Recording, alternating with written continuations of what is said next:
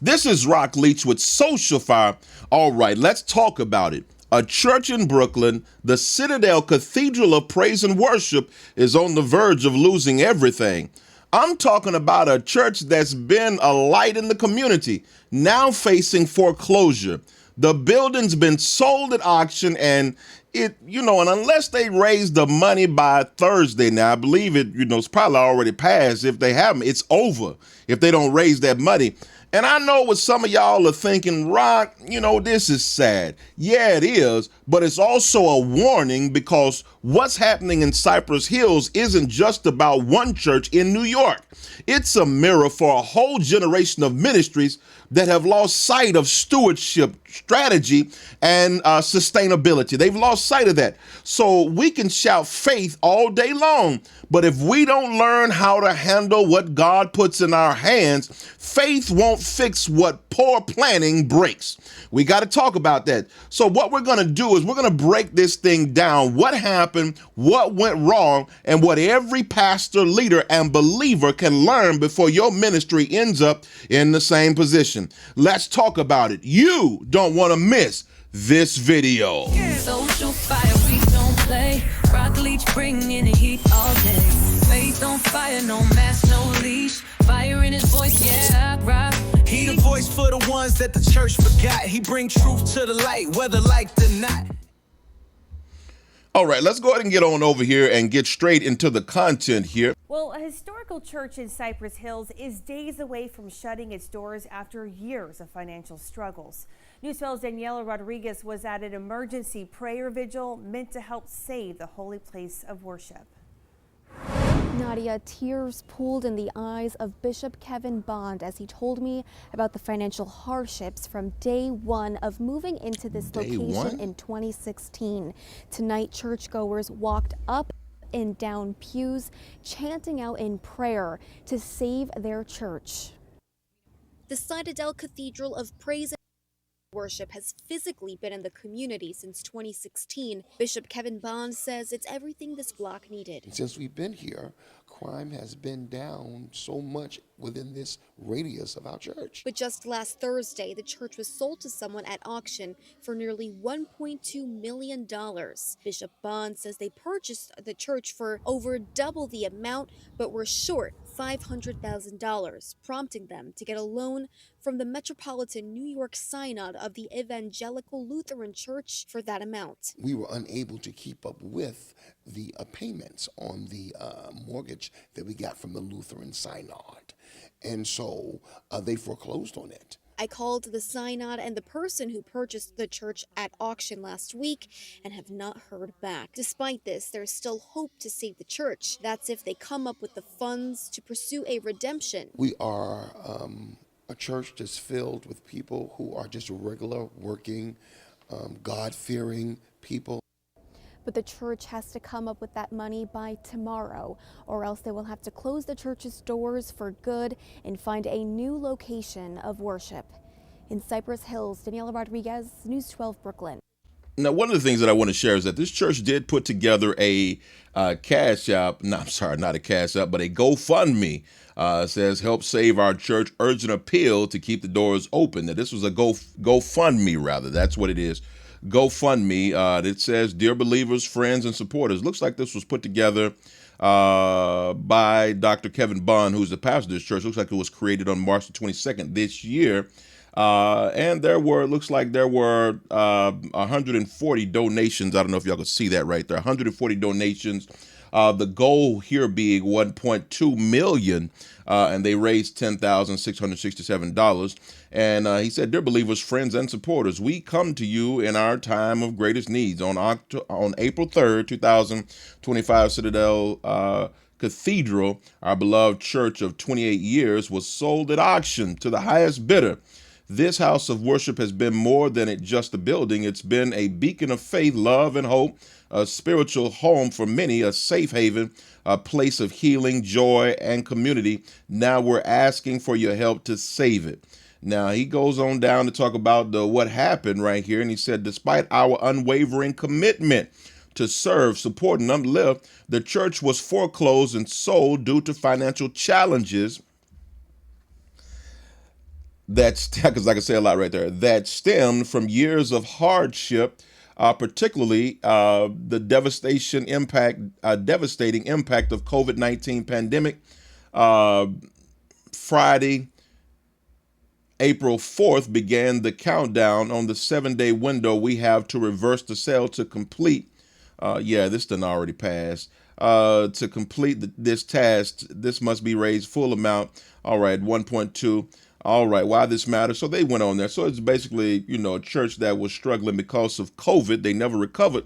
But I believe COVID was in 2019, if I'm not mistaken, and we are at 2025. So that's a few years.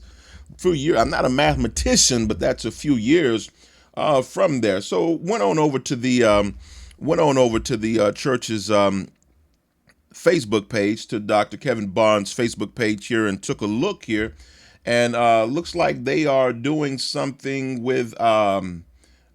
He says faith deserves fairness. Making sure y'all can see that faith deserves fairness. Join us this Thursday, because this was 4 hours ago when I'm making this video. Faith deserves fairness. Join us this Thursday at the Citadel Cathedral of Praise and Worship for a press conference and prayer vigil as we stand against injustice and fight to reclaim our sacred space. I don't know if it's an injustice if y'all couldn't afford it. I don't. That's that spiritual stuff I don't really like to hear. Y'all couldn't afford it. Let's show that justice cannot be silenced. All right, it says, let's show that justice cannot be silenced. And then it's got justice for Citadel. Stand with the Citadel. Faith deserves fairness. Justice cannot be silenced. I don't know. And then it's got the whole justice for Citadel, the flyer there, October 16th, which today is the 14th. So this is coming up. And got his picture right there, Bishop Kevin Bond, senior pastor, and different things like that. I'm just looking at this, and this is a lot. This is a lot that have went on, you all, and we have to look at this from the standpoint of, we got to talk about what should have been done, not just to save this church, but to keep other churches from walking straight into this same trap. Now, you got to look at this. This is where we're going to get real about it, because this is the thing. I want to show you this first point that I want to make. Don't buy what you can't steward. I know somebody going to look at that and be like, Rock, you're being too mean. It's plenty of churches out here in this whole rat race trying to outdo the other church. And what you do, pastor want to look like he's more anointed than the other pastor. That other pastor bought a dog house, so I got to buy a little bit bigger house. And their anniversary got 10,000. I got to get 10,001 at our anniversary. That foolishness, that causes leaders to do things because they want to look like their church is really doing some things. And what happens is that you'll buy something that your church can't steward. They bought a $2.3 million building with $500,000 they didn't have. That's not faith, y'all. That's presumption. Faith says God will provide what he promised. Presumption says God will cover what I signed for. Y'all, listen, this should have paused. They should have paused when the financing didn't match the faith. Sometimes the most spiritual thing you can say is, we're not ready yet. That, y'all, I'm just trying to say, and you wouldn't be in these kind of situations if we could get more pastors to say, we're just not ready for that yet. We're not ready. Rather than just because you can get the loan and stuff don't mean you need to do it. Jesus said in Luke 14:28, count the cost. I want to say that. Luke 14:28, count the cost. Here's a practical fix. I want y'all to look at this. Don't close until you can afford the closing costs, maintenance, insurance, and emergencies. And always have 6 months of reserve before taking on any debt. Now, I know some people are going to look around. Hindsight is always 2020.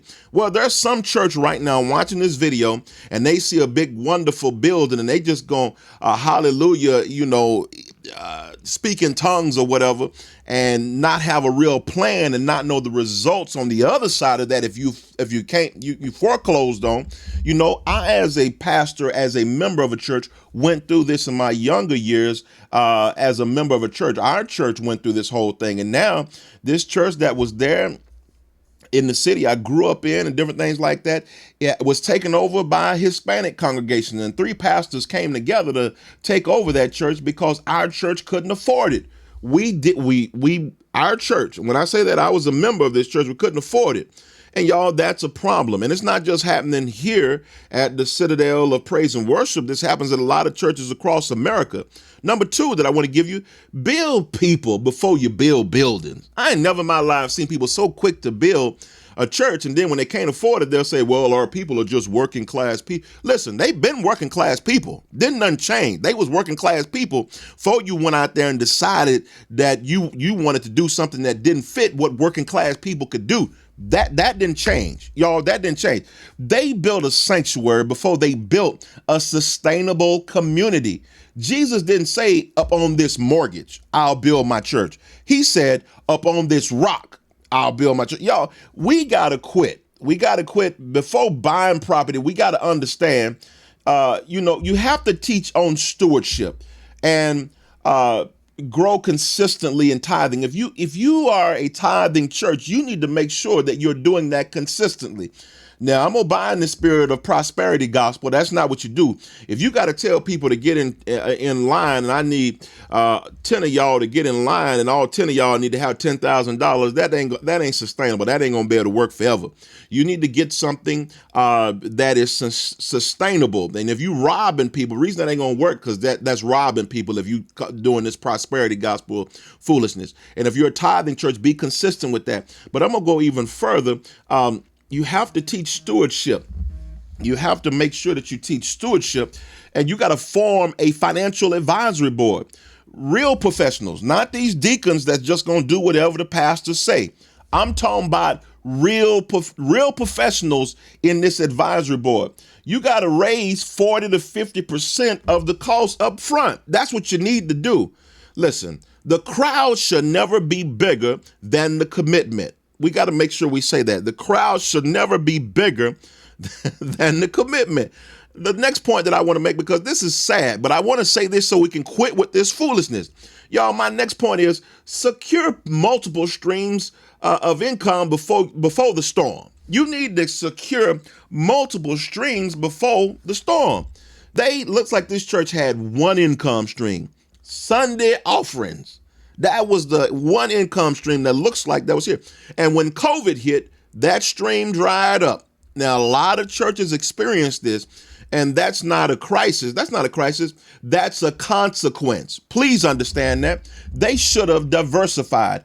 You know, a lot of churches since COVID is over with, they've moved away from online giving, but you need to expand your online giving. Text give, CashApp, reoccurring donations. You got to connect business to your church, facility rentals, rent your church out for some other facilities and stuff like that. If you got a gym on there, stuff like that. I'm talking about events. You ain't got to go against what God have for your church and have, different DJs in there with secular parties. I'm talking about weddings and, or daycares or different things like that with your facilities. Rent something, buy a barbershop, create a barbershop or a salon or something. So, because if your church is only surviving off of tithing, your church is only as successful as your next bad sermon. I'm going to go ahead and say that. I'm real about it over here. That's the truth.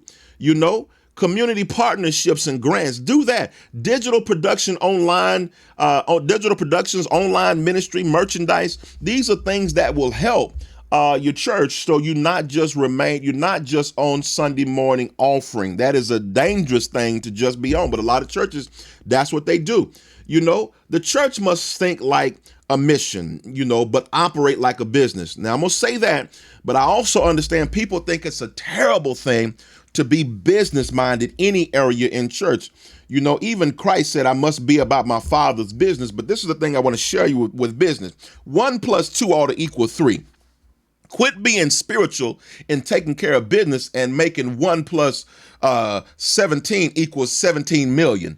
That don't make no sense. That's not business. And quit making things spiritual where you'll say, well, we just gonna pray about it and God gonna provide. Then you making a 1 + an unknown variable equal an unknown variable. That's crazy. And you got a lot of churches doing that. We gotta keep it practical. 1 + 2 ought to equal 3. A + B ought to equal C.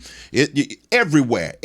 Quit. Listen, you need to quit trusting folk in your church just because you know them. You shouldn't trust nobody but God. I know saying that is a terrible thing, but when it comes to the money of God and the stewardship of the money, we need to make sure that we're doing things right and quit letting your best friend who can't count, somebody who can't count, do the money. The church gonna be in trouble. Okay, point 4 that I got to go, and I'm saying this because I'm so tired of seeing churches have to do GoFundMes to survive, to take care of themselves, y'all. As a pastor, I know the struggle. I was a pastor and still am and have been that way for over 20 years. I know the foolishness that go on. Point 4 that I got to give you right here. This is where we suffer at the most. Stay transparent and accountable. Lord, I felt God right there. Stay transparent and accountable. Too many pastors go silent when the money gets funny. That's how trust dies. Church look up, had no idea it was this bad. You know, now you're finally telling them, and they like, well, why you didn't tell us when we was first $1 short? Now we $1.2 million, y'all.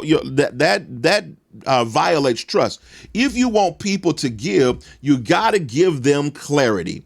There should have been, in this situation right here, they should have held quarterly financial town halls. You know, this where we at, people of God. This is what we done. You know, if y'all got any ideas, go on and tell us your ideas. Let's all talk about this.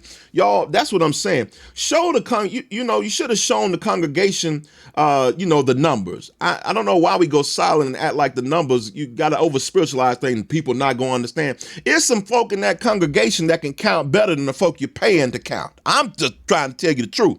There's some folk out there that manage their house better than some of y'all managing the church. I'm just going to go and say it. Quit believing that these folk out here in the pews, oh, y'all better get real with that. A lot of pastors making that mistake right there. Listen, I want to say this right here.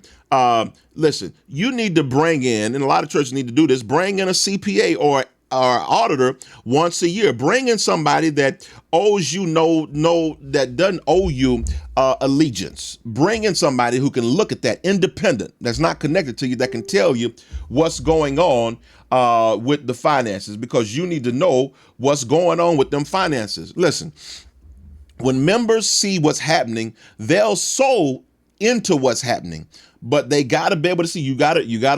They got to be able to trust you when you're doing that, y'all. And here's the next thing I got to give y'all, and I'm almost done here, but I hate to see this kind of thing happen, and we got to be honest about it. The next thing you got to do is you got to develop a crisis contingency plan. COVID exposed how unprepared churches were. That's what it did. It exposed how unprepared churches were. No online systems, no streaming strategy, no backup income. A lot of churches closed down during COVID. They should have created digital pivot plans, built a reserve fund label for the famine. I'm just saying, you need to create that right now. Somebody at church need to create that right now, a reserve fund, and label it for the famine. They could have, in this church, Citadel of Praise and Worship, should have formed a real emergency team with communication systems. I'm just saying, these are things that should happen. Joseph didn't wait for the drought. He stored grain during abundance. We got to say that, y'all. And the last thing, and I'm going to end with this right here, y'all, we got to ask for help before it's too late. Too many pastors wait until the sheriff's notice hits the door. By then, pride has burned every bridge. You done waited till the sheriff done put the notice on the door. You should have reached out early to denominational leaders, partners with, churches, Christian finance groups. Y'all, they're out there. There's no shame in saying we're in trouble. The shame is in pretending you're not. There's no shame in saying you're in trouble. The shame is pretending you're not, And so, y'all, I really want to know your thoughts. I hate to see these kind of things happen. And that's why I did this video, because I wanted to give people a plan, a strategy on how to weather the storm and be prepared for the future, and y'all, churches fall off because stewardship is not where it needs to be. Let me give you this while it's on my mind. You got to shift the focus as well from saving the building to saving the mission. Because a lot of times that becomes what they're going to have to do right now. They're most likely going to have to go to a new building. Your people should not be identified by that building. Sometimes God allows the building to die so the ministry can live. Ooh, I hope y'all got that. Lord, that felt good right there. Sometimes God will allow the ministry, will allow the building to die so the ministry can live. If you lose the house but keep the fire, God can still move. But if you fight to save the house and lose the vision, you've already lost. Let's be real about that. You've already lost, And so I want to make sure you could use a temporary meeting space for right now. Build up your online presence, Pastor Bond. Build up your online presence. Use a temporary meeting place. Keep the people united, even without a physical address. Keep them united. Y'all, this isn't just about Cypress Hills, y'all. This is about every church still trying to operate with an old model in a new world. The kingdom of God isn't broke, but poor stewardship will always bankrupt potential. Proverbs 21:5 says, "The plan of the diligent, hear me, leads surely to abundance, but everyone who is hasty comes only to poverty." Please understand that. If the church wants revival, it starts with responsibility. I want to hear what your thoughts are. Meet me in the comments and let's talk about it. Let's go. Social fire, we don't play. Rock leech bringing the heat all day. Faith on fire, no mask, no leash. Fire in his voice, yeah, I rock. He the voice for the ones that the church forgot. He bring truth to the light, whether liked or not.